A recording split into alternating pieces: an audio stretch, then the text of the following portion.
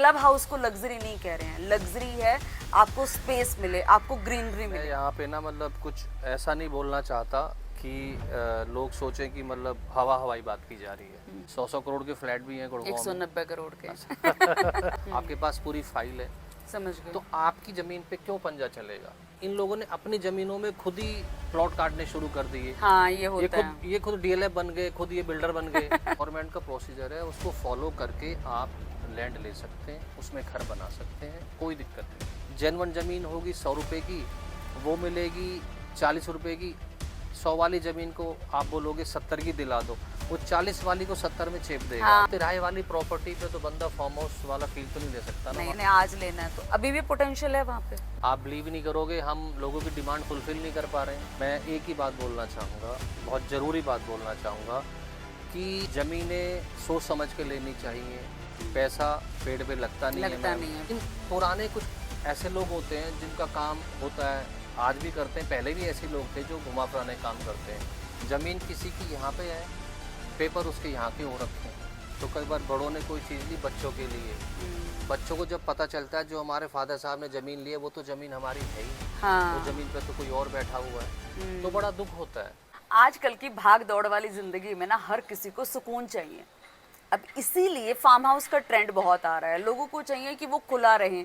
आजकल के टाइम पे ना लग्जरी अम्यूनिटीज़ का नाम नहीं है, या आप लगा लो कि क्लब हाउस को लग्जरी नहीं कह रहे हैं, लग्जरी है आपको स्पेस मिले, आपको ग्रीनरी मिले। और इसीलिए अब फार्म हाउस का ट्रेंड बहुत ज़्यादा बढ़ गया है। अब फार्म हाउस का ट्रेंड बढ़ गया है तो हमें लगा कि भैया फार्म हाउस तो लोग खरीदते हैं, लेकिन उनको किन बातों का ध्यान रखना चाहिए, उन बातों को मद्देनज़र रखते हुए आज हम ये पॉडकास्ट कर रहे हैं, कॉन्वर्सेशन कर रहे हैं। Let me introduce you with Sanjay Sharma जी।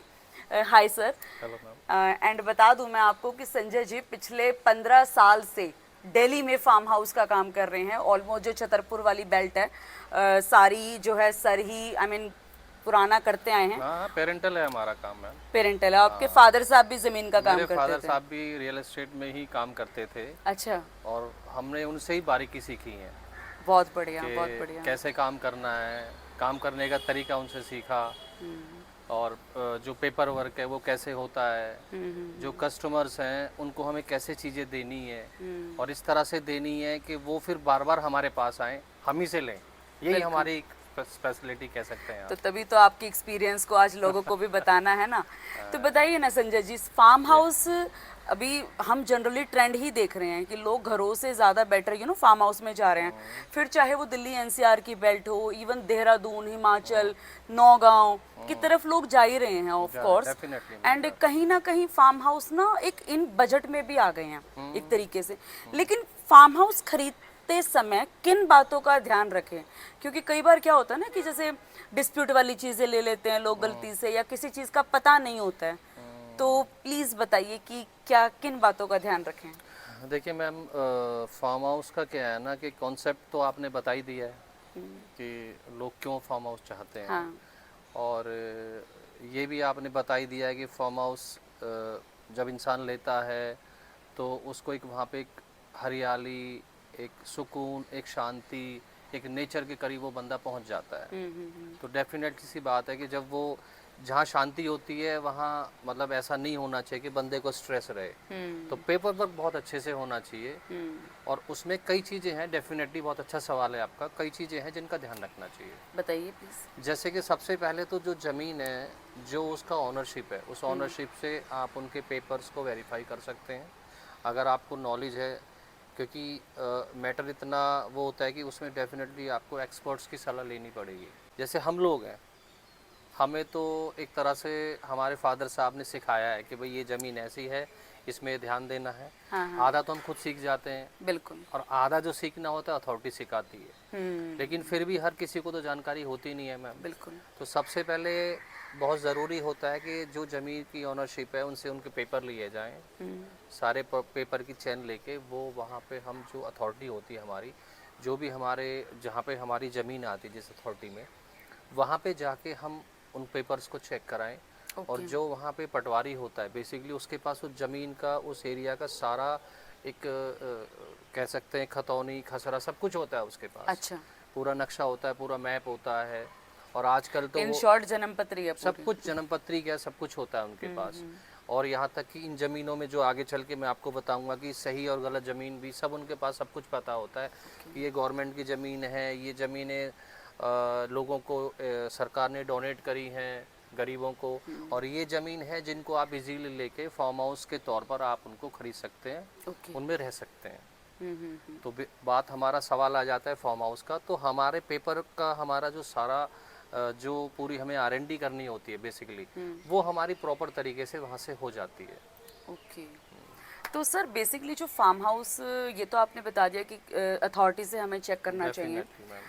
तो जनरली देखो हम लोग तो बेसिकली मैं जब काम करती हूँ मैंने फार्म हाउस का इतना जितनी बारीकी से और जितना डेप्थ आपने करा हुआ उतना नहीं किया हुआ है। आप मुझे ये बताओ कि इन्वेस्टमेंट पर्पज से भी लोग इनको लेते हैं? डेफिनेटली मैम, बहुत ले रहे हैं आजकल तो। हाँ, तो कितना एप्रिसिएशन के अकॉर्डिंग अगर हम देखते हैं तो किस तरीके से बेनिफिशियल रहते हैं देखिए फार्म हाउस? मैं यहाँ पे ना मतलब कुछ ऐसा नहीं बोलना चाहता कि लोग सोचें कि मतलब हवाई बात की जा रही है, लेकिन मैं सही में आपको बता सकता हूँ कि अगर बंदा इन्वेस्ट करता है फ्लैट्स में, विलाज में, कहीं भी, उस पे जो अप्रिसिएशन मिलता है वो नथिंग है। मैं तो इतना अच्छा। बोलूँगा, हाँ वो नथिंग है। एक बार फार्म हाउस की लैंड लेके देखिए, इन्वेस्टमेंट के लिए लो या रहने के लिए लो, आप रहोगे तो उसके रेट वैसे ही बढ़ रहे हैं। इन्वेस्टमेंट के लिए लो, आप मान के चलो कि मैंने तो अभी ये कोविड के बाद जो लोगों का ट्रेंड फार्म हाउस की तरफ डाइवर्ट हुआ है, इसमें मैंने देखा है लोगों की मैम पिछले 3 से 4 साल में मान के चलिए कि 4 टाइम्स मतलब 4 गुना रेट बढ़ चुके हैं। अच्छा। जो चीज़ आपको मतलब कि 100 रुपये की आती थी, अब वो चीज़ 400 रुपये की हो चुकी है। ऑलमोस्ट 4-5 साल में। 4 साल हुए नहीं है। हमारा ये मेरा जो अभी एक रेशो जो मैं देख रहा हूँ, क्योंकि प्रॉपर्टी अभी भी बहुत हाइट पे चल रही है, सस्ती प्रॉपर्टी कहीं तो मिल नहीं रही है। जैसे हाई राइज होता है, जैसे हमारे यहाँ पर अगर if we talk about Gurgaon की मार्केट जैसे फॉर एग्जांपल, या नोएडा या दिल्ली एनसीआर की कोई भी मार्केट है, तो हमें पता लग जाता है कि यहाँ पर एक स्टेगनेंट पॉइंट आ जाता है कि भाई अब प्राइस इतने हाइक हो गए हैं कि यहाँ पर हमें फ्रेश बाइंग नहीं करनी चाहिए, या अभी हमें थोड़ा सा रुकना चाहिए। तो फार्म हाउस में कैसे डिसाइड करते हैं कि हाँ भाई अब इनका एप्रिसिएशन आ गया है, किस तरीके से जज करते हैं उसमें? नहीं मैम, इसमें ना मैं आपको एक बात बताऊं, इसमें होता क्या है कि आप ये देखेंगे कि एक फार्म हाउस है वो दिल्ली और दिल्ली एनसीआर के आसपास में है, जो वहाँ पे ऑलरेडी ज़मीनें बहुत कम है। ठीक है, जैसे हम बात करते हैं जहाँ पे मैं काम करता हूँ, मैं अपने आप को बहुत एक्सपर्ट तो नहीं कह सकता, लेकिन फिर भी मतलब हाँ ये कि हम वहाँ पे अच्छा खासा काम करते हैं। तो मैंने देखा है कि वहाँ पे ज़मीनें ऑलरेडी बहुत कम है। ठीक है, और दिल्ली का बंदा भी साउथ दिल्ली आना चाहता है। साउथ दिल्ली तो साउथ दिल्ली है, साउथ दिल्ली का नाम सुनते ही अमीरी दिख जाती है कि बंदा अमीर है जी। सही और बात गलती है। से उसने बोल दिया मैं फार्म हाउस में रहता हूँ, तो बस फिर तो उसको मतलब 2-4 करोड़ रुपए तो बंदे वैसे ही दे देते हैं। सही बात है। ठीक है, और रिश्तेदारी भी लोग साउथ दिल्ली वालों से ज़्यादा करते हैं। सही कह रहे हैं। हाँ। अब बात आ जाती है गुड़गांव की, तो गुड़गांव भी दिल्ली के करीब है। गुड़गांव में भी बहुत बड़े बड़े लोग रहते हैं, दिल्ली से कम नहीं, दिल्ली से ज़्यादा बड़े लोग रहते हैं। 100 करोड़ के फ्लैट भी हैं गुड़गांव में। 190 करोड़ के। सही कह रहे हैं आप, मैंने सुना है बिल्कुल। तो गुड़गांव का क्या है कि यहाँ पे आसपास में फार्म हाउस के लिए बंदे को थोड़ा दूर जाना पड़ेगा, इनफैक्ट सोना से थोड़ा आगे जाना पड़ेगा। और लीगल फॉर्मेलिटीज़ जो हैं वो जहाँ तक मुझे लगता है यहाँ पे लाइसेंस वगैरह हैं, ये है वो है, सारा क्राइटेरिया है जो कर रखा है, उस हिसाब से चलना पड़ेगा। बिल्कुल सही बात तो उसके लिए थोड़ा दूर जाना पड़ेगा। हुआ क्या, आपने दिल्ली छोड़ दी, गुड़गांव भी छोड़ कर आप आगे निकल गए। हाँ। तो अच्छा ये है कि आप दिल्ली गुड़गांव के बीच में हो, आप सारी चीज़ें आपके आसपास ही हैं, 5-7 किलोमीटर में ही है सब कुछ। दिल्ली है, स्कूल्स हैं, कॉलेज हैं, हॉस्पिटल्स हैं, इमरजेंसी में कुछ भी है, कुछ ही देर में आप हॉस्पिटल पहुंच जाते हो, और एक लाइफ भी है। और नो डाउट फार्म हाउस में देखो लाइफस्टाइल और तो सबसे बड़ी बात improve है ही ये डेवलप्ड है ऑलरेडी, क्योंकि ये पिछले 40-50 साल के पुराने फार्म हाउसेज वगैरह हैं। अच्छा, डेवलपमेंट से याद आया, एक सवाल मुझे क्लिक करा। जनरली ना आई बिलीव फार्म हाउस में ही रहता है, जैसे लीगल और illegal farm house, if I am not wrong. तो लीगल और इलीगल का कैसे पता करें? देखो लीगल इलीगल का मैम सीधा सिंपल फंडा है कि उसके लिए आपको सबसे पहले तो मैंने नाम लिया अथॉरिटी में, वहाँ पे पटवारी जी होते हैं, जो भी वहाँ पे लेखाधिकारी होते हैं, जो सारा रिकॉर्ड मेंटेन करते हैं, तो उनके ये पास जो सब कुछ होता है। खसरा खतौनी हाँ, और हाँ, जमाबंदी हाँ, वगैरह वही, जो होती हैं वही, वो उनके पास ही मिलती है। उनके पास सब कुछ होगा कि ये जमीन इंदू जी की है, हम्म आप इसके मालिक हो, हम्म ये जमीन हमारी है, और ये जमीन उनकी है जिनको हम गवर्नमेंट ने डोनेट की थी, जो भूमिहीन लोग थे, गरीब लोग थे। ओके और इनके स्पेशली उनके पेपर में आर्टिकल भी हैं, ओके उन पे आर्टिकल का नाम भी दिया हुआ है। जैसे कि कुछ ज़मीनें हैं 25/2 की हैं, वो ज़मीनें आप अगर सेल करोगे, वो सेल परचेज के लिए मना है, ओके ठीक है।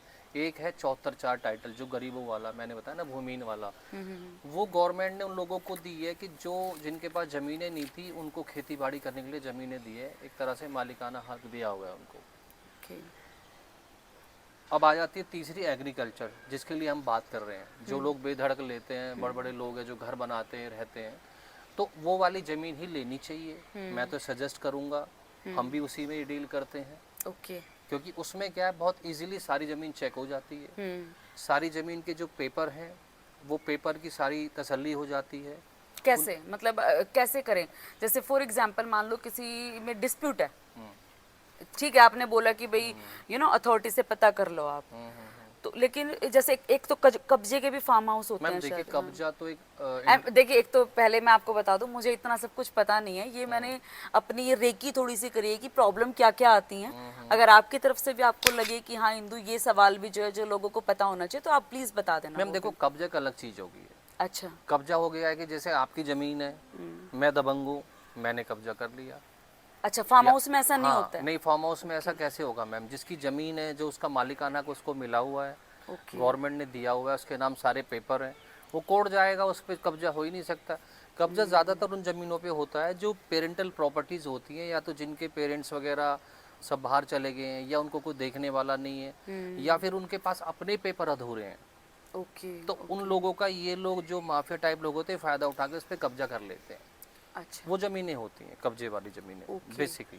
ओके अच्छा, संजय जी एक बात बताओ, अभी पिछले दिनों कुछ एक न्यूज़ में आया था कि इधर छतरपुर वाली साइड पे भी, और हमारे यहाँ ग्वाल पहाड़ी है इधर, इस वाली साइड पे भी कुछ फार्म हाउस थे जिन पे पीला पंजा, लाइक तोड़ फोड़ बहुत मच रही है, इलीगल फार्म हाउस थे, तो वो क्या सीन था? देखिए मैम, मैं बताता हूँ आपको।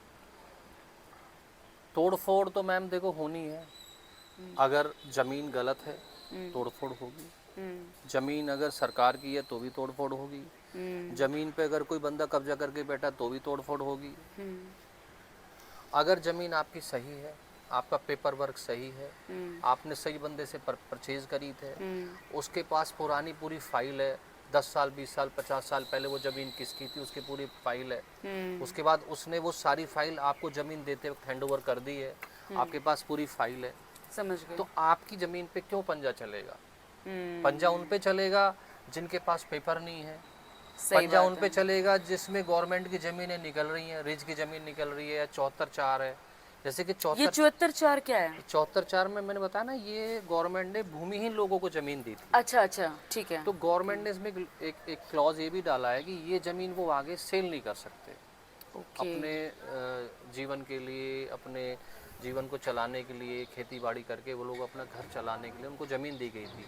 अब उन लोगों को, जो ज़मीनों के काम करने वाले लोग होते हैं, उन लोगों ने उनको उकसा के कि आपको ज़मीन के हम इतने पैसे दिला देते हैं, वो लालच में आके कई बार दे देते वो होंगे, ज़मीनें आगे दे देते हैं।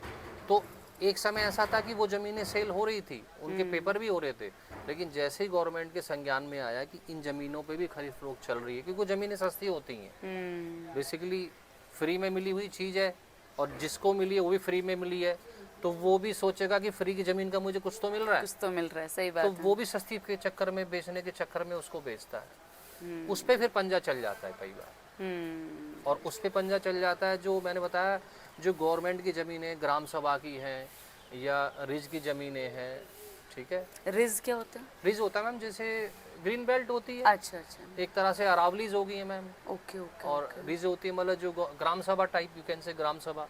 ठीक है। हाँ, एक ग्राम सभा वर्ड आप समझ सकते हैं। नहीं, वो तो पता है, वो तो पड़ा हुआ है। जी जी जी। अच्छा, एक ना CLU पास भी होते हैं कि किस किस फार्म हाउस का CLU पास है, नहीं है, जैसे जो आजकल छोटे फार्म हाउस भी आते हैं 1200 1500 1700 1900 गज के, और एक होता है 1 एकड़ का फार्म हाउस, तो कौन से वाले फार्म हाउस लेने चाहिए, कौन से किसका सीएलयू हम करा सकते हैं, और ये इसका थोड़ा एक्सप्लेन कर दीजिए। मैम देखिए, ऐसा एक्चुअली क्या होता है कि ये जो सीएलयू का जो कॉन्सेप्ट है ना, ये बेसिकली हरियाणा में, क्योंकि हम दिल्ली से सटा हुआ है तो हम आए दिन सुनते रहते हैं सीएलयू पास कराइए, इस पे हाई राइज आ रहा है, यहाँ पे वो आ रहा है। तो बेसिकली एक बड़ी ज़मीन के लिए सीएलयू का कॉन्सेप्ट आया है। 40-50 एकड़ ज़मीन है, उस पर सीएलयू पास होता है, और इन जगहों पे 40-50 एकड़ ज़मीन है नहीं। फिर वहाँ पे कोई बिल्डर आ रहा है, या कोई हॉस्पिटल आ रहा है, या कोई ऐसी चीज़ आ रही है, मॉल आ रहा है, तो वहाँ पे सीएलयू पास होके ज़मीन का टाइटल चेंज कराते हैं वो, गवर्नमेंट से अप्रूवल लेके। हम एग्रीकल्चर लैंड है, हम इसका सीएलयू पास करा के हम यहाँ पे कॉमर्शियल लाना चाहते हैं, मॉल बनाना चाहते हैं, तो उस कॉन्सेप्ट में वो चीज़ें होती हैं, ठीक है। वहाँ पे वो चलता है। इन ज़मीनों पे वो सीएलयू वाला कॉन्सेप्ट एप्लीकेबल नहीं है। अच्छा, एक बात और मैंने सुनी है कि जैसे जो यही छोटे जो कटिंग रहती है फार्म हाउस की, इसके ऊपर आप पक्की कंस्ट्रक्शन कर सकते हैं कि नहीं कर सकते, उसका क्या प्लान, वो क्या होता है? मैम देखो, सिंपल सा है। लेकिन मैंने तो सुना था, अभी जैसे पिछले दिनों मैंने सोना में कुछ विजिट करी थी फार्म हाउस की, तो वहां पर वो लोग बोल रहे थे कि भाई अगर 1 एकड़ से कम के फार्म हाउस हैं तो उस पर वो पक्की कंस्ट्रक्शन नहीं कर सकते हैं। नहीं मैम, ऐसा नहीं है। देखिए, यहाँ का ना, हरियाणा का थोड़ा सा रूल अलग है। अच्छा। क्योंकि यहाँ पे क्या हुआ था कि जैसे जैसे गुड़गांव में लोग आने लगे, 10-15 साल पुरानी अगर मैं बात करूँ तो, क्योंकि हम गुड़गांव हमारे पास है तो हम देखते रहे चीज़ों को, हम नज़र में तो रहता ही है। तो हमने देखा कि यहाँ पे बड़े बड़े बिल्डर आए, डीएलएफ और बहुत सारे हैं, तमाम बड़े बड़े बिल्डर हैं, नामी बिल्डर हैं, मैं किस किस का नाम लूँ। तो उन लोगों ने क्या किया मैम कि बड़े बड़े अच्छी अच्छी सोसाइटी लाए, अच्छे अच्छे फ्लैट बनाए, मॉल बने, ये बना, बहुत सारी चीज़ें बनने से आसपास की ज़मीनों के रेट बहुत हाई होते चले गए। हाँ। तो आसपास के जो गांव हैं, गुड़गांव शहर है, उसके आसपास तमाम गांव हैं, तो इन गांव वालों के पास जो ज़मीनें थी अपनी, इन लोगों ने अपनी ज़मीनों में खुद ही प्लॉट काटने शुरू कर दिए। हाँ, ये होता है। ये खुद डीएलएफ बन गए, खुद ये बिल्डर बन गए। अब इन्होंने क्या किया, डीएलएफ 1 लाख रुपए गज में काट रहा है, इन्होंने वही 10,000 रुपए गज में देना शुरू कर दिया। हाँ, ये हुआ है। ठीक है। अब इनकी ज़मीनें थी, उन पे रास्ते थे, इन्होंने उन्हीं रास्तों को आगे बढ़ाया, प्लॉट काटने शुरू कर दिए। तो 100-100, 200-200 का जब कटने शुरू हुए, लोगों ने वहाँ जाना शुरू किया। तो इनकी जो लोग ऑलरेडी जो एक तरह से सिस्टम से काम कर रहे थे, मैं तो ये कहूँगा सिस्टम से काम कर रहे थे, ये सारे बिल्डर प्रॉपर तरीके से ज़मीन लेते हैं, प्रॉपर तरीके से उस पर काम करते हैं, गवर्नमेंट का जो भी नॉर्म्स है उसको फॉलो करके, इनको खर्चा भी आता है, तभी इनकी चीज़ें महंगी होती हैं। अब वहाँ पे तो उनकी अपनी ज़मीन है, उन्होंने उस पर अपना वो शुरू कर दिया। चलो, अपनी ज़मीन है, कर सकते हैं, अच्छी बात है, ठीक है। लेकिन इस वजह से गवर्नमेंट को ये लगा कि भाई जो लोग हमसे परमिशन लेके बना रहे हैं, हमें भी फीस दे रहे हैं, तो उन चीज़ों पे गवर्नमेंट ने फिर रोक लगा दी कि आप ये इस तरह से प्लॉटिंग आप नहीं कर सकते 100, 200, 500 गज। और वहाँ पे बाकायदा उन जगहों को जाके तोड़ा है, उन घरों को तोड़ा, उन जगहों को तोड़ा, और उसके बाद फिर ये कर दे, क्राइटेरिया सेट कर दे कि इतने गज से नीचे, इतने एकड़ से नीचे आप ये सेल नहीं कर सकते, और उससे नीचे आप घर बनाओगे, कुछ भी बनाओगे तो भी वो वैलिड नहीं है। ये रीज़न। और वैसे तो आपने और हमारे वहाँ पे इसमें डिफरेंस ये आ जाता है कि वहाँ पे क्यों, वहाँ पे ये है कि ये जैसे जैसे दिल्ली पूरी पैक्ड हो चुकी है, दिल्ली में कोई जगह ही नहीं है। अब या तो नजफगढ़ वाला एरिया है, ठीक है, वहाँ खुला है, बिजवासन भी तो है, बिजवासन से आगे आप चले जाओ, नजफगढ़ वगैरह है, और उससे जो हिरन कूदना वगैरह है, और काफ़ी जगह हैं, या तो लोग वहाँ जाएं। अच्छा। वहाँ पे ज़मीनें मिलेंगी उनको, लेकिन वहाँ पे इस तरह से डेवलप्ड फार्म हाउसेज नहीं है, वो ग्रीनरी नहीं वो है, लैंड मिल जाएगी एक तरीके से। वहाँ पे लैंड मिल सकती है, उसको डेवलप करने में लोगों को सालों लगेंगे, और फिर सारी कनेक्टिविटी से बंदा दूर हो जाता है। दिल्ली छूट गई, उससे एक तरह से लास्ट में चला गया, गुड़गांव छूट गया, एयरपोर्ट छूट गया, और ये एक डेवलप्ड जगह है। तो यहाँ पे साउथ दिल्ली में लोगों का रुझान काफ़ी रहा, तो गवर्नमेंट ने उस रुझान को देखते हुए इस एरिया को अर्बनाइज घोषित कर दिया है। अच्छा। मतलब अर्बन कर दिया है कि अब यहाँ पे 500 गज, 1000 गज, 2000 गज के प्लॉट लोग काट सकते हैं। अच्छा। उनकी रजिस्ट्री करा सकते हैं, ओके। और जो भी प्रोसीजर है उसको, जो गवर्नमेंट का प्रोसीजर है उसको फॉलो करके आप लैंड ले सकते हैं, उसमें घर बना सकते हैं, कोई दिक्कत नहीं है। और ये अप्रूव्ड होते हैं? ये अप्रूव्ड ये है कि ज़मीन आपके मालिक आप हो। अप्रूवल के लिए अभी कुछ समय में अभी सुनने में आ रहा है कि गवर्नमेंट इनके लिए पॉलिसी भी लेके आ रही है कि उस पॉलिसी में फिर एक अप्रूवल का कॉन्सेप्ट भी आ जाएगा कि आप अपना अप्रूव करा सकते हो, क्योंकि अभी तो बेनिफिट ये हो रहा है, लोगों को मज़े आ रहे हैं कि अर्बन भी हो गया, सब कुछ हो गया, पेपर भी हो रहे, सब कुछ हो गया है, कोई दिक्कत भी नहीं है, कोई ये भी नहीं कह सकता। अभी कुछ पैसा देना नहीं पड़ रहा है गवर्नमेंट को स्टैम्प ड्यूटी के अलावा, ना मेंटेनेंस का देना पड़ रहा है, ना और जो बाकी खर्चे होते हैं गवर्नमेंट को जो पे करने होते हैं, जैसे हाउस टैक्स, वो अभी नहीं है, प्रॉपर्टी फिलहाल। टैक्स एंड ऑल वो ये अभी सब। बचा हुआ है, हम्म, ठीक है, क्योंकि समझ गवर्नमेंट भी चाहती है कि भाई चलो ठीक है, अगर पब्लिक का भला हो रहा है, लोग अच्छी लाइफस्टाइल जी सकते हैं और रूल रेगुलेशंस को फॉलो करते हुए, तो लोग अपना कर रहे हैं मैम ये काम। और सर एक बात और बताओ, जैसे जनरली जब हम फार्म हाउस की इन्वेस्टमेंट करते हैं या कोई बंदा अपना पैसा लगाता है, तो वो कहीं ना कहीं टैक्स सेविंग में भी आता है ये हाँ, वाला डेफिनेटली आता है इन्वेस्टमेंट। टैक्स तो सेविंग उसका में। थोड़ा एक्सप्लेन करो कि देखो, अगर किसी को टैक्स सेविंग करना है तो वो फार्म हाउस के जरिए किस तरीके से इन्वेस्टमेंट करके सेव कर सकता देखो है? मैम, इसमें 2-3 तरीके होते हैं। एक तो टैक्स सेविंग का सीधा सीधा फंडा ये है, आपने ज़मीन ली, ज़मीन आपकी महंगी हो गई है, बहुत महंगी हो गई है, कोई दिक्कत नहीं, आप जब सेल करोगे ना, उस पर बहुत मिनिमाइज टैक्स देना पड़ेगा आपको। जैसे बाकी चीज़ों में होता है ना, कुछ आपने ख़रीदा महंगा हो गया तो अब आपको उस लेवल का ही टैक्स देना है, इसमें ऐसा नहीं है। ओके। एग्रीकल्चर में आपको बहुत नॉर्मलाइज एक टैक्स देना पड़ेगा, और उस ज़मीन को आप अगर सेम कहीं और परचेज कर लोगे तो आपको उसका कोई टैक्स देना ही नहीं है। प्रॉपर्टी गेन टाइप का वो ऐसा आपका एडजस्ट हो जाएगा वहाँ पे। मतलब अगर हम नहीं, एक सेकंड, जो ये प्रॉपर्टी गेन टैक्स वगैरह भी लगते हैं कि भाई अगर एक चीज फॉर एग्जांपल किसी ने अपनी जमीन बेची है, तो जमीन बेचकर अगर वो फार्म हाउस लेता है तो कैपिटल गेन नहीं लगेगा, नहीं, राइट? भाई ज़मीन से ज़मीन ले ली ना हाँ। उसने। और अगर किसी ने जैसे मान लो कमर्शियल बेचा है या रेजिडेंशियल बेचा है तो वो फार्म हाउस लेगा तो रेजिडेंशियल में रेजिडेंशियल जाएगा, कॉमर्शियल में कमर्शियल कॉमर्शियल जाएगा। कॉन्सेप्ट अलग होता है वो। सर एक और सवाल आता है, फार्म हाउस जब हम लेते हैं तो कौन कौन से पेपर बनते हैं? मतलब एक म्यूटेशन टाइप चीजें बहुत होती अच्छा हैं। सवाल किया आपने, बहुत अच्छा सवाल किया मैम। देखिए कि प्रोसीजर होता है ये।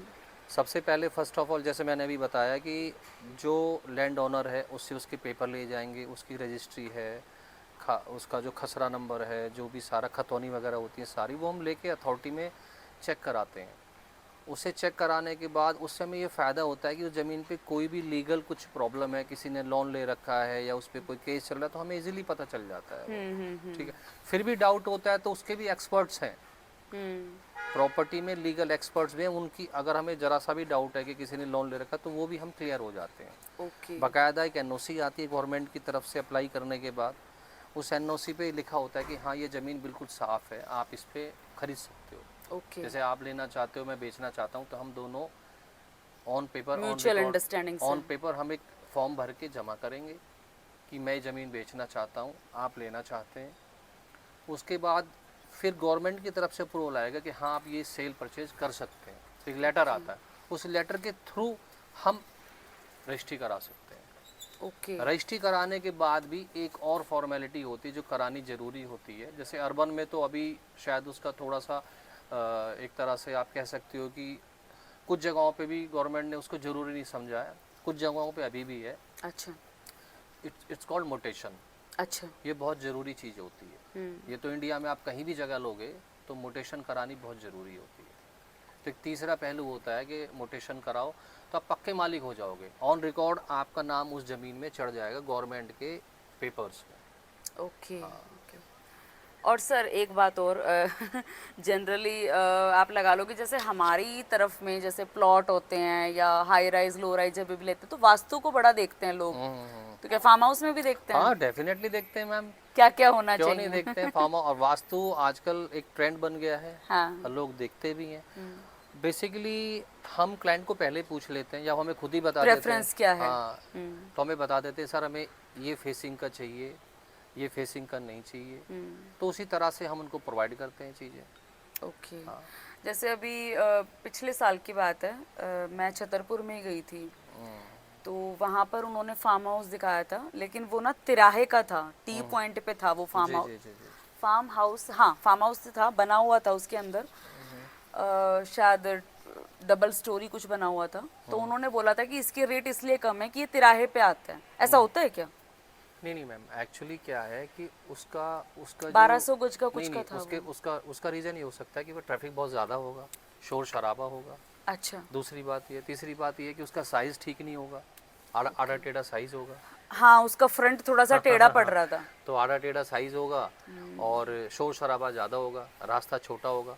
हाँ, तो छोटा भी वो था। एक पर्पस पे, उस एक पर्पस के लिए यूज हो सकता है वो। हम्म, जिस बंदे को थोड़ी शांति चाहिए, सुबह सुबह उठे तो सामने मतलब ये लगाई कि बर्ड्स नज़र आ रहे हो, आवाज़ें आ रही हो, शांति हो, हाँ, उसकी फील अलग ही होती है। तो इसीलिए तो हम फार्म हाउस होते हैं। फार्म हाउस का कॉन्सेप्ट ही ये बना है।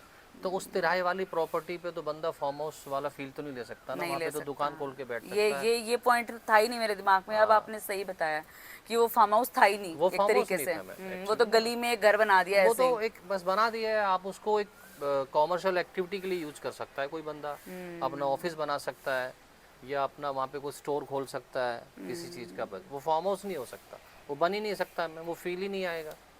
बंदा आवाज़ें सुनेगा, शांति देखेगा, या सामने ट्रैफिक को देखेगा, रोड देखेगा, तिरहा देखेगा। तो आप कौन कौन सी बेल्ट वाले करते हैं? आपके पास कौन कौन से मैम फार्म देखिए, हाउस हैं? हम तो एक्चुअली क्या है कि हम वहीं पले बड़े हैं। हमारे फादर साहब के फादर साहब भी यहीं से ही हैं। कहाँ से? ये अपना हमारी जगह है मैम, जौनापुर है, वहीं से हम हाँ, belong करते हैं। जौनापुर पता है मुझे, हाँ, छतरपुर जाते हुए हाँ, जो बीच बस में आता बस है। बस वहीं से हम रहने वाले हैं। अच्छा तो हमारा क्या है मैम, अपनी भी ज़मीनें हैं हमारी वहाँ पे, गॉड ग्रेस। अच्छा, हाँ, सही है। तो असली मालिक ही वो है जिसके पास जमीन है आजकल के टाइम में।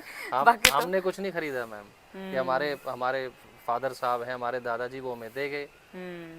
तो वो हैं, बस हमने तो इतना किया, उनको संभाल के रखा हुआ है बस। तो कौन कौन सी बेल्ट तो आपके पास? बेसिकली हम छतरपुर है। लोग छतरपुर से लेके, आप अगर मैं इस एरिया को डिस्क्राइब करूं अगर मैं आपको, तो छतरपुर से 3 रोड निकलते हैं बेसिकली, जो इस पूरे फार्म हाउस एरिया को कवर करते हैं। छतरपुर से एक रोड जाता है तिवोली होता हुआ फतेहपुर भाटी, जिधर गुरुजी का आश्रम है, हाँ, राधा हाँ, स्वामी जी है, हाँ। वहाँ तक वो जाता है। वहाँ तक एंड तक जो फार्म हाउस है, एक तो वो रोड हो गया सारा, ओके, हजारों की संख्या में है। अच्छा। उसके बाद एक रोड निकलता है मेट्रो स्टेशन से आगे, जो पेट्रोल पंप है वहाँ से निकलता है, जो सुल्तानपुर, मांडी, जौनापुर को कवर करता हुआ आपके ग्वालपाड़ी वाले रोड में आके मिलता है। हाँ, इधर गुड़गांव वाली ग्वालपाड़ी हाँ, जो है, ठीक है। ग्वालपाड़ी वाला जो जहाँ पे गुड़गांव फरीदाबाद वाला जो रेड लाइट है, वहाँ पे आके मिलता है। एक वो रोड हो गया, इस पे बीच में सारे फार्म हाउस पड़ जाते हैं। Okay, okay. और एक फिर एमजी रोड वाला हो गया, जिसपे कि आपके घिटोरनी वगैरह हो गया है। तो आपके पास सारे अवेलेबल हैं? सारे वहाँ पे पूरे एरिया में हम लोग काम करते हैं, सारे आपस में इंटरकनेक्टेड जो रोड बने हुए हैं बीच में, कि उधर वाला बंदा के लिए बीच बीच में सारे रोड है, मतलब सारा कनेक्टेड है वो एरिया। अच्छा, तो स्टार्टिंग रेंज कहाँ से होती है? मतलब कितने से इन्वेस्टमेंट मैम अब स्टार्ट है तो मैं फार्म क्या हाउस में? बताऊँ, अब तो बस ये है कि मतलब जो ले गए, मैं तो कहूँगा ये उनके बात मजे तो- आ गए।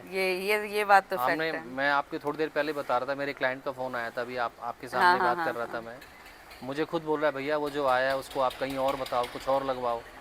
मतलब आप मान के चलोगे 3 साल में उनका 1 रुपये के 3 रुपये हो गया, मतलब 1 का 3 हो चुका फार्म है। हाउस से? यस मैम, इन्वेस्टमेंट के लिए तो इससे बढ़िया कुछ है ही है नहीं। ही नहीं, सही बात मैं है। सही बताऊँ अच्छा, आपको। एक बात अभी याद आई मुझे। प्राइस पे आप बात कर रहे थे, तो एक टाइम ऐसा था कि हम लोगों ने 8,000, 7,000, 10,000 रुपये गज भी ज़मीनें दी हैं, जेन्युइन ज़मीनें जिनकी रजिस्ट्री होती थी। और अभी क्या रेट है? अभी तो मैम उन ज़मीनों का रेट ही 30-35 हज़ार रुपये पहुँच चुका है। ओके, स्टार्टिंग प्राइस 30-35 हज़ार रुपये से स्टार्ट होता अभी? है अभी। ओके। बाकी कुछ एलिट जगह भी हैं, अगर मैं नाम लेना चाहूँ तो, जैसे राधे माउंट ड्राइव हो गया, हाँ। DLF फॉर्म्स हो गए हैं, एक वसंत कुंज का एरिया हो गया इनमें है। क्या रेट है? इनमें रेट आप मान के चलिए मैम 1.5 लाख रुपए गज। राधे मोहन में 1-1.25 लाख रुपए गज का रेट है। ओके, DLF में भी 2 तरह की ज़मीन है जो मैंने आपको डिस्क्राइब करी है। उसमें जो जेन्युइन ज़मीन है उनका रेट है 1 से 1.25 लाख रुपए के आसपास। ओके, ओके, हाँ। ओके। और जो बाकी ये अपना वसंत कुंज है, वहाँ भी यही रेट है। तो आप एक बात बताओ, जैसे अभी आपने बताया कि एक तरीके से देखा जाए तो प्राइस तो बड़े हाई हो गए हैं। बहुत हाई हो गए मैम। तो फॉर एग्जाम्पल अगर इन्वेस्टमेंट के लिए अगर कोई करता है, मान लो कि भाई मैंने आज लेना है, तो अभी भी पोटेंशियल है वहाँ पे? मैम पूरी पोटेंशियल है, क्यों नहीं है पोटेंशियल? पूरी पोटेंशियल है। आप बिलीव नहीं करोगे, हम लोगों की डिमांड फुलफिल नहीं कर पा रहे हैं। अच्छा। फुलफिल नहीं कर पा रहे हैं। और रीज़न पूछो ना, एक रीज़न और भी है, क्योंकि वहाँ पे जितने फार्म हाउसेज हैं, कुछ ही फार्म हाउसेज तो ऐसे हैं जो बंदा सेल कर रहा है, जो ऑलरेडी जो मालिक इन पे बने हुए हैं। हम और आप तो मालिक थे ही नहीं इनके। इन पे मालिक वो थे जिन्होंने 30, 40, 50 साल पहले, जो इंडस्ट्रीज हैं, फिल्म स्टार हैं, या पॉलिटिशियंस हैं, या और जो लोग हैं जिन्होंने अपनी मेहनत से, अपनी गाड़ी कमाई से फार्म हाउस लिए थे, उन फार्म हाउस के वो मालिक बन के कुछ लोग वहाँ रह रहे थे, कुछ लोगों ने कभी कभार के लिए जैसे वो वीकेंड पे अपना आगे अपना स्टे किया। तो जिनके पास कई फार्म हाउसेज थे उन्होंने उनमें से कुछ फार्म हाउस सेल किए हैं। लेकिन अभी भी आप मान के चलिए 50 to 60% फार्म हाउसेज, बड़े बड़े फार्म हाउसेज हैं, वो बंदे अपने फार्म हाउस सेल करना ही नहीं चाहते हैं। तो जो बाकी के बचे हैं 30-40% फार्म हाउसेज है वही सेल पे हैं, उन्हीं में हो रहा है जो भी हो रहा है। अच्छा। तो लिमिटेड इन्वेंट्री है तो रेट तो बढ़ना ही है। रेट बढ़ने जहाँ भी ऐसे कोई ही। चीज़ लिमिटेड होगी आपको पता है वो का तो रेट अभी बढ़ता ही मैं वो बढ़ता है। बात कर रही थी आपसे कि जैसे फार्म हाउस की बात करते हैं तो आपके पास रॉ जमीन वाले भी होते हैं या बने बनाए भी मैम होते हैं? देखिए मैं तो सजेस्ट हमेशा यही करता हूँ इन्वेस्टमेंट वाले बंदे, क्योंकि वो रॉ जमीन ले। अच्छा, हाँ तो अभी है आपके पास जो हाँ रॉ मैम, में पड़े हैं? मैम काफ़ी ज़मीन है हमारे पास, हमारा तो यही काम है मैम। नहीं मतलब अभी देखो ना, जो लोग हमें देख रहे होंगे उनके लिए मैं बात कर रही हूँ ताकि वो लोग भी हमसे नहीं, बात कर पाएं कि भाई डेफिनेटली आगे अगर आपको लेना भी है तो आप, मैं नंबर दे दूंगी, बात कर लेना आप मुझसे।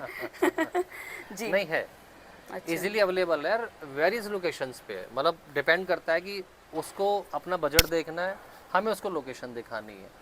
हमारे पास लोकेशंस ऐसी भी होंगी जो कहेगा अरे वाह मैं कहाँ गया, तो वो लोकेशंस भी हैं।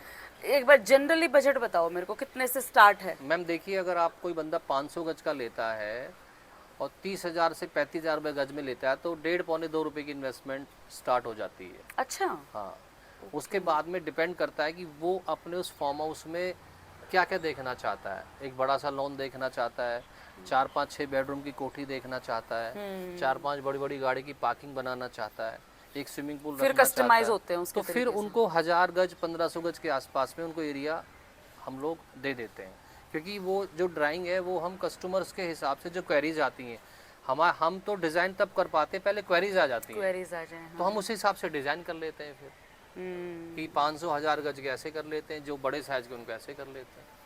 समझ अच्छे बड़े रास्ते देते हैं, कम से कम 25 फीट का रास्ता कोशिश करते हैं, 30 के भी देते हैं, कई बार 35 फीट का भी दे देते हैं रास्ता। अच्छा। मिनिमम कोशिश होती है कि 25 फीट का रास्ता हो, जिससे कि गाड़ियाँ आराम से, 2 गाड़ी आराम से निकल सके, कोई गाड़ी साइड में पार्क भी तो आराम से निकल सके।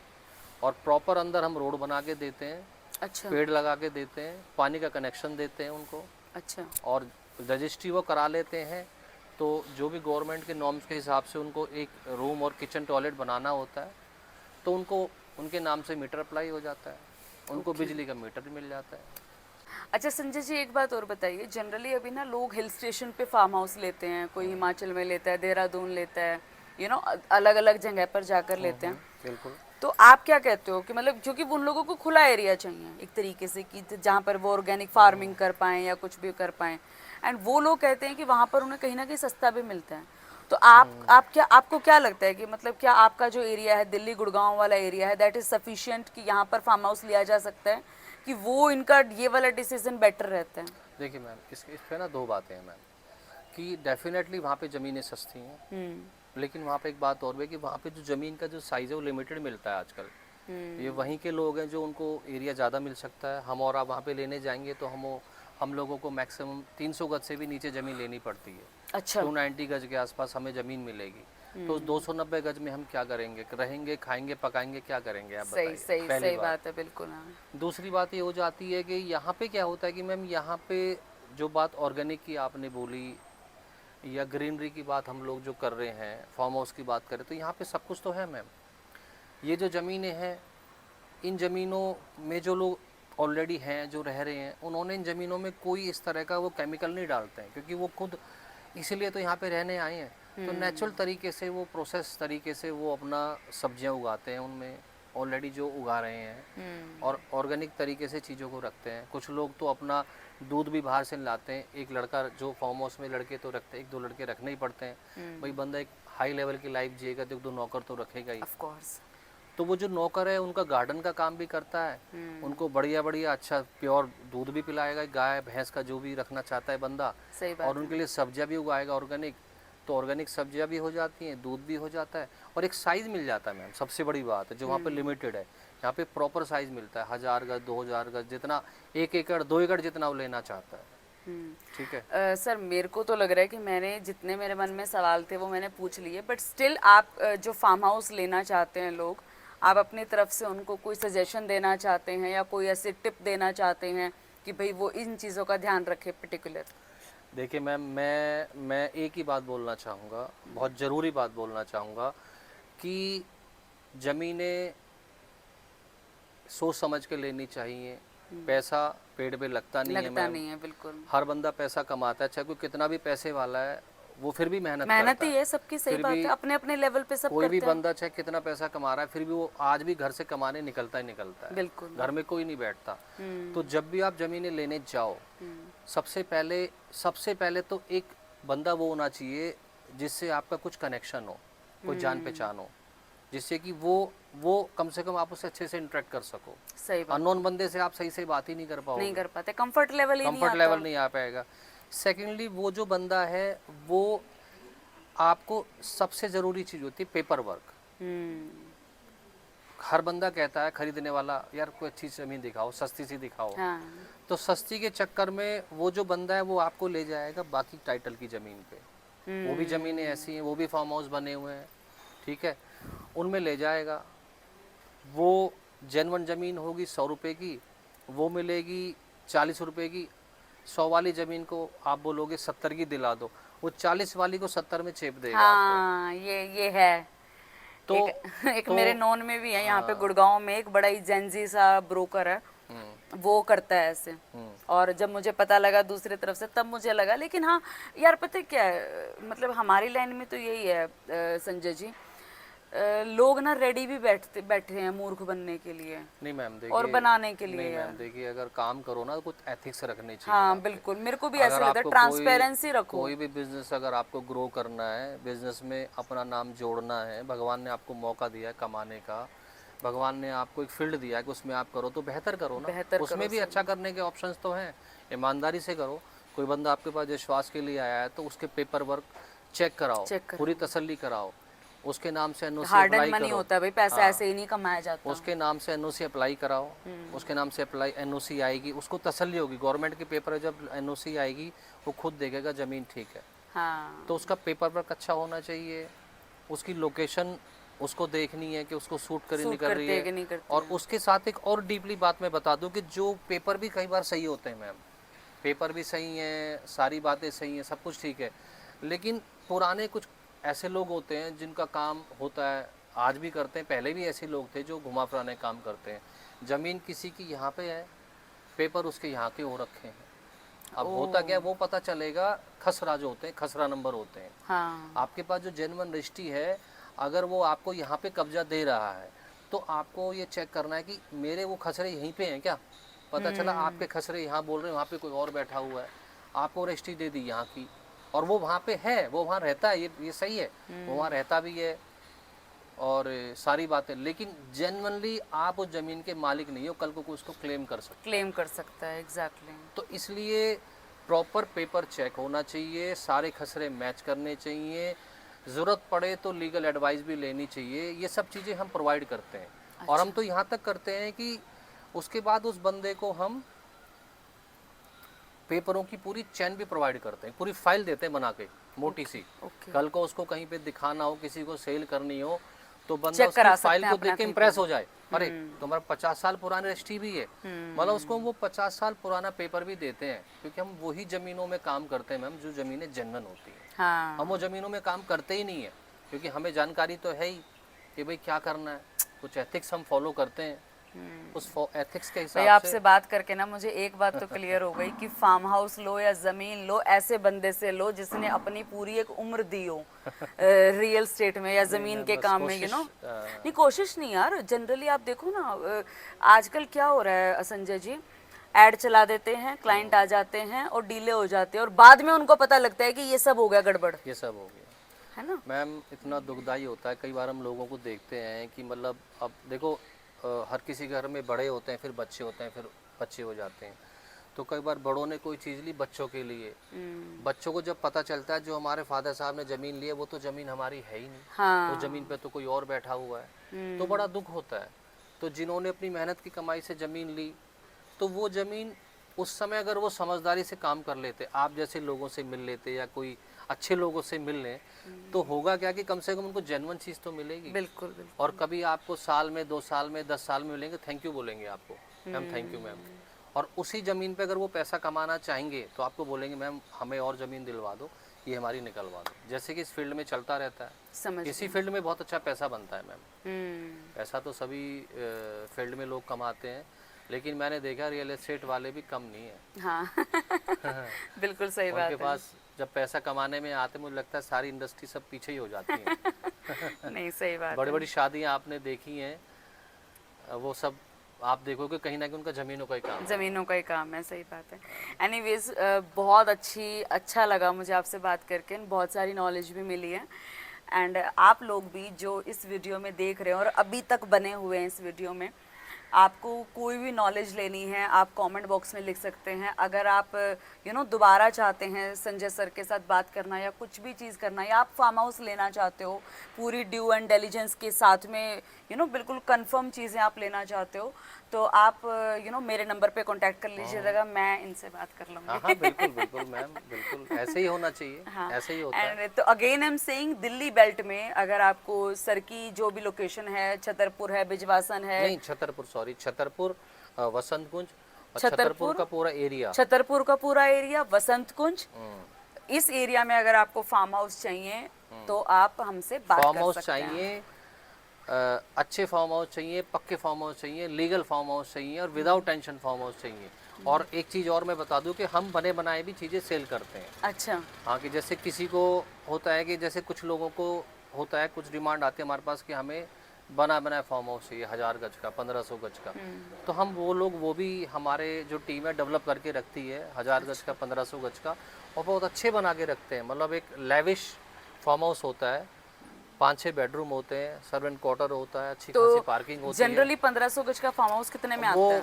वो 1000 से 1200 गज के शुरू हो जाते हैं, डिपेंड करता है मैम। मान के चलिए 12 रुपए के आसपास में मिल जाता है इजीली, ओके, ठीक ठाक, अच्छी लोकेशन पे।